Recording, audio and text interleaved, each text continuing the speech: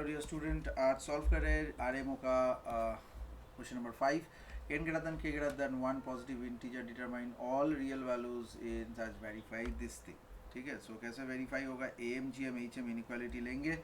So that is k minus 1 AI to the power k plus 1 by k greater than equal to AI k into k minus 1 whole to the power 1 by k, that is AI to the power k minus 1. ठीक है, so which implies that root over k AI k minus 1 AI to the power k plus 1 less than equal to AI.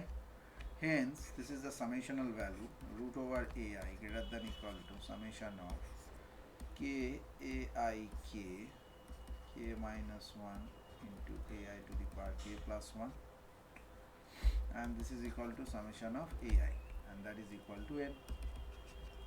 Done. So by utilizing the Cauchy squares inequality we can have it CS inequality,